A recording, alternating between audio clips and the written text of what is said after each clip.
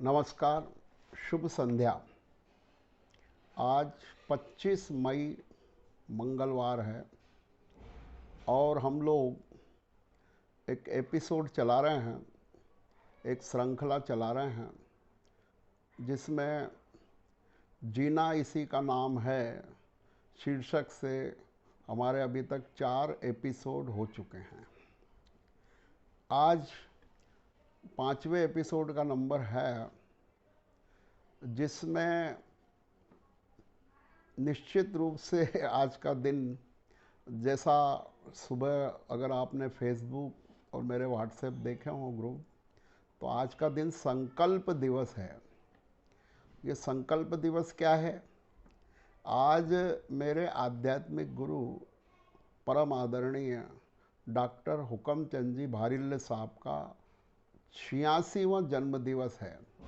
अर्थात वे अपने यशस्वी आयु के 86 वर्ष पूर्ण कर 87वें वर्ष में प्रवेश कर रहे हैं।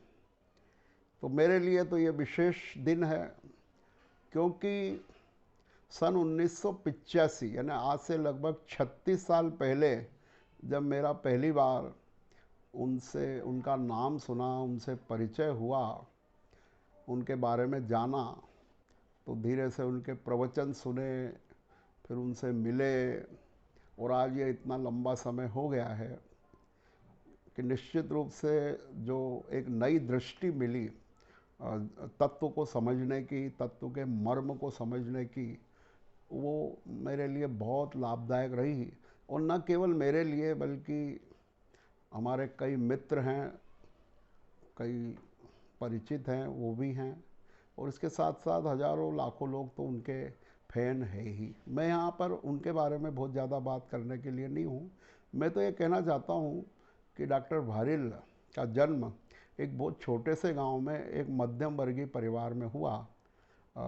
मुख्य रूप से ये 2 भाई, हालांकि 3 भाई रहे, पर रतन चंद जी भारिल और हुकमचंद जी भारिल, ये दोनों भाइयों ने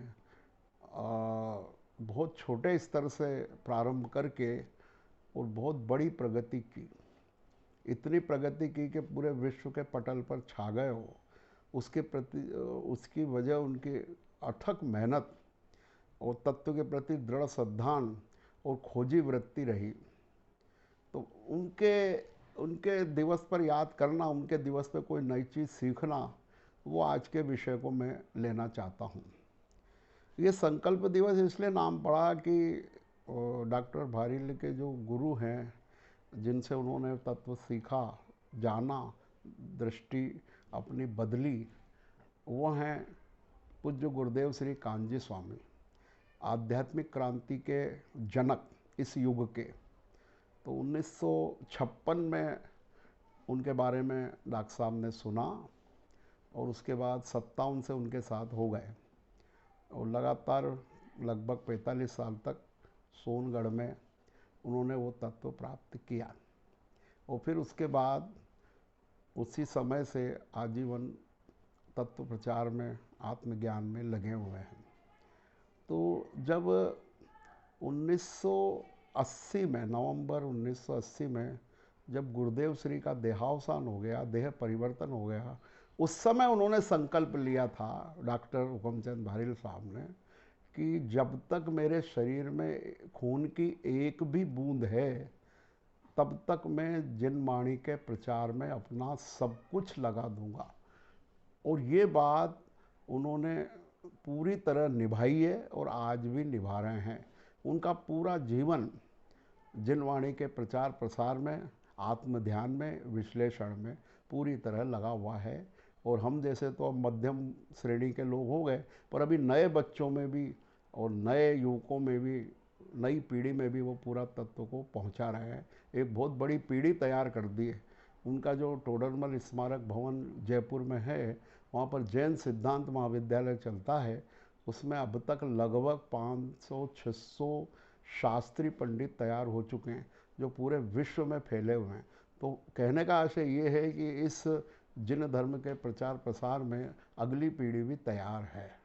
तो ये एक बहुत बड़ी उपलब्धि, उन्होंने जो संकल्प लिया वो संकल्प आज पूरा होता दिख रहा है। उन्होंने पूरी तरह अपने को उसमें ढाला, उसके प्रति प्रतिबद्ध रहे।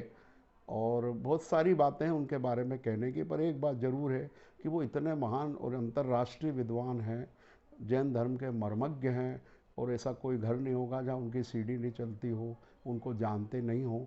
जो मुमुक्षु समाज है उसके वे सिरमौर हैं, है ना, और क्या कहें, पंडित शिरोमणि हैं, सब कुछ हैं।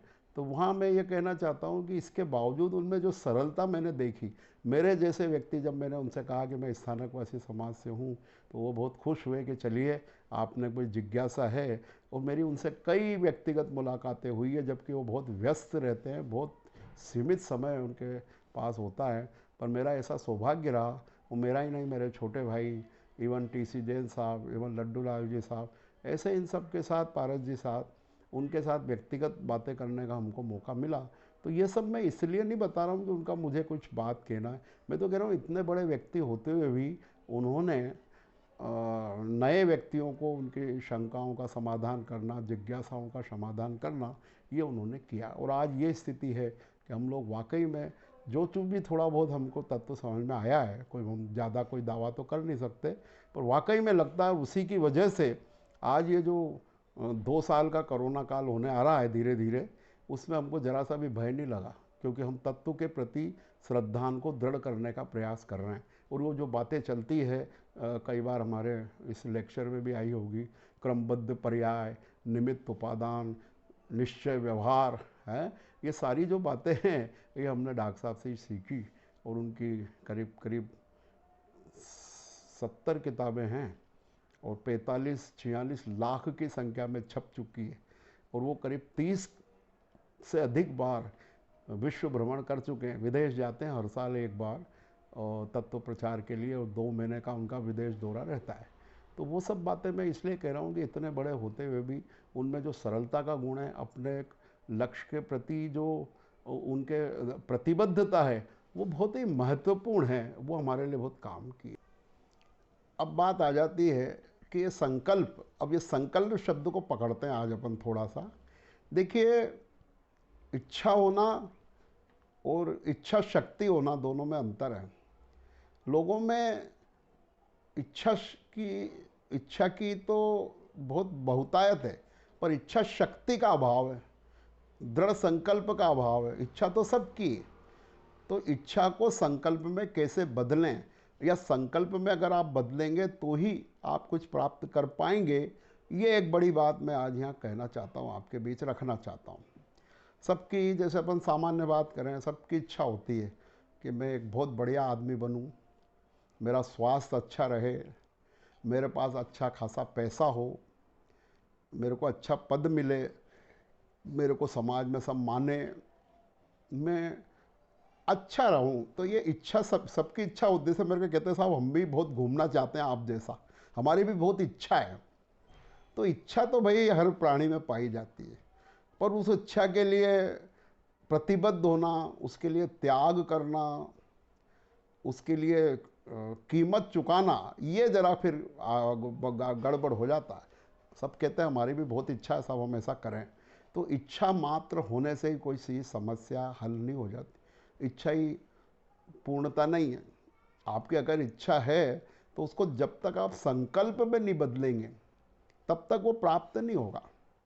सबकी इच्छा रहती है जल्दी उठें, पर कहाँ उठ पाते हैं हम, क्योंकि इच्छा तो रहती है पर उसके प्रति हम उतने संकल्पित नहीं होते। और जैसे ही आप उस संकल्प में जाते हैं तुरंत वो कार्य होना शुरू हो जाता है। आप भी देखिए, किसी चीज़ का मान लो अंतिम है, आखिरी तारीख है, तो फिर वो आपका इच्छा नहीं होती, संकल्प होता है। बोला आज तो लास्ट डेट है, बिल भरना ही है, आज तो लास्ट डेट है, फॉर्म भरना ही है परीक्षा का, तो वहाँ फिर वो संकल्प के मोड में आ जाते हैं, वो फिर वो काम करके रहते हैं आप। तो कहने का मतलब धीरे धीरे इच्छाओं को संकल्प में बदलिए। जैसे जैसे एक व्यक्ति से पूछा, उदाहरण है छोटा सा, कि भाई ये तुम काम कब करोगे? बोले अभी विचार कर रहा हूँ, देखता हूँ ये काम कब करता हूँ, इच्छा तो बहुत है पर करूँगा। अगले दिन पूछा, हाँ, बोले मेरा विचार तो है, बिल्कुल बहुत अच्छी बात है, करना है। तो वो कहते हैं वो कुछ भी नहीं करेगा, वो ऐसे कह रहा है, करने वाला नहीं है। फिर एक दिन बोला कि मैं तो जो भी काम था उसके लिए कमर कस के इतनी तारीख को करूँगा। जैसे बहुत अच्छे एक वक्ता हैं, बहुत अच्छे मोटिवेशनल स्पीकर है शिव खेड़ा। उनकी एक बहुत अच्छी पुस्तक है जीत आपकी। तो उनने कहा जैसे आपकी इच्छा है, मेरी इच्छा है मैं कार खरीदूं, तो बोले ये कोई दम नहीं इस प्लानिंग में। इच्छा तो है कार खरीद, जब तक आपका ये स्टेटमेंट नहीं आएगा कि मेरी इच्छा 2021 के दिसंबर तक कार खरीदने की है, तब वो संकल्प में बदलता है, तब वो कार्रवाई होती है। तो ऐसे आपके कई इच्छाएं, ये पुस्तक पढूं, ये जगह देखूं, मैं ये चीज़ सीखूं, मैं इस प्रकार से उनसे मिलूं, इस प्रकार से मैं पैसा कमाऊं, इस प्रकार से धर्म सीखूं, इस प्रकार से नियम लूं। ऐसी बहुत सारी इच्छाएं हमारे सबकी है। तो आप कोशिश करिए, उनका चिंतन करिए, उनके बारे में विचार करिए और फिर उसको संकल्प में बदलिए, तो फिर वो काम बन जाएगा। आप फिर अगर दृढ़ रहेंगे तो फिर काम तो होके रहता है, फिर वो ऐसा नहीं। तो धीरे धीरे अपनी इच्छाओं को संकल्पों में बदलिए, फिर देखिए आपका जीवन वैसा बनता है कि नहीं। अगर आप चाहते हैं कि आपकी बॉडी फिट रहे, आप व्यवस्थित रहें, तो एक्सरसाइज करने का संकल्प लीजिए, इच्छा होने से नहीं, और संकल्प करके और फिर अपने आप की बॉडी को फिट बनाइए। अगर आप चाहते हैं कि हम थोड़े से पैसे वाले बने, थोड़े से हमारे पास अच्छा जीविका के लिए पैसा हो, तो आप निश्चित रूप से अपने कार्य में, चाहे नौकरी हो या बिजनेस हो, उसमें दृढ़तापूर्वक, ईमानदारी पूर्वक और मेहनत पूर्वक लग जाइए। फिर आप उसमें खाली इच्छा तक मत रखिए, फिर आप बन जाएंगे, पैसे वाले बन जाएंगे, उसमें क्या दिक्कत है। फिर आपकी इच्छा ज्ञान प्राप्ति की है, तो फिर आप नियम लीजिए कि मैं इतने घंटे या इतने मिनट रोज पढ़ूंगा, रोज याद करूंगा। उसको दृढ़ता बनाइए। मतलब बात छोटी सी है कि मैं क्या ये समझाना चाह रहा हूँ अभी आपको 10 मिनट से, कि भैया इच्छा को संकल्प में बदलिए, फिर देखिए आपको सफलता कैसी मिलती है। अगर आप आईएएस बनना चाहते हैं तो आईएएस जैसी तैयारी करना पड़ेगी। अब आपने इच्छा तो व्यक्त कर दी कि आईएएस बनना है, आईएएस का फॉर्म भर दिया, पर तैयारी तो आपकी लोकल है, आप उसके प्रति उतने डेडिकेटेड नहीं है।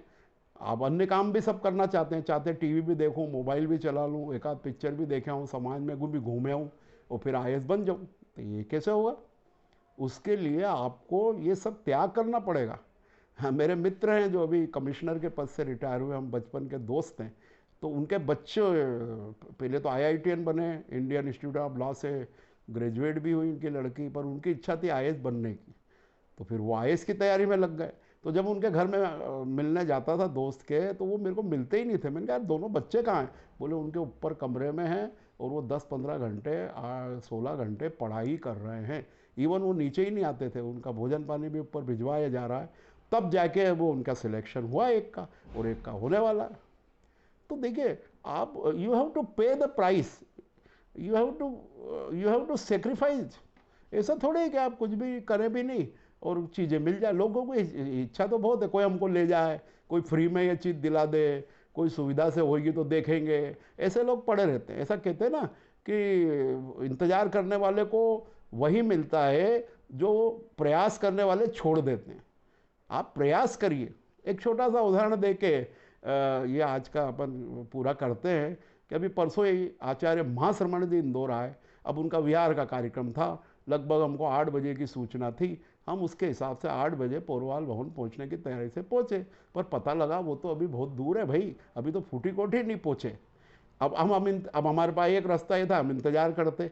हमने कहा नहीं, अपने पास समय का थोड़ा सा, हमारे साथ और लोग भी हैं, तो हमने तुरंत अपनी गाड़ी आगे बढ़ाई, इधर उधर प्रयास किए, पहुँचते पहुँचते ठेठ अन्नपूर्णा के आसपास, मतलब सुदामा नगर के आसपास पहुंच गए, और वहाँ आराम से दर्शन कर लिए, और हम लोग जल्दी फ्री हो गए। प्रयास करें तो हमारा कम समय में काम हुआ ना। अब प्रतीक्षा करना है ना क्या प्रतीक्षा करते रहिए कि भाग्य आएगा जब देखेंगे। तो ऐसा नहीं है। मेरा आज फिर से ये कहना है कि आप अपनी इच्छाओं को संकल्प में बनाइए। इच्छा शक्ति नहीं, दृढ़ इच्छा शक्ति पैदा करिए, और उसके लिए उसकी कीमत चुकाने के लिए तैयार रहिए। लोगों की राय का परवाह मत करिए। आप तो वो जो काम करना चाहते हैं उसके लिए पूरी तरह कंसंट्रेट होकर काम करिए। जिस प्रकार से एक साधारण ग्रामीण क्षेत्र में पैदा हुए हमारे डॉक्टर साहब आज विश्व के पटल पर लहरा रहे हैं, फहरा रहे हैं, पूरे विश्व में जैन धर्म की पताका फहरा रहे हैं, पर उसके लिए उन्होंने पूरी कीमत चुकाई है, और आज भी वो वैसे ही लगे हुए हैं। तो इस आशा के साथ कि आप अपने इच्छा को संकल्प में बदलेंगे, ऐसी उम्मीद मैं करता हूँ। धन्यवाद।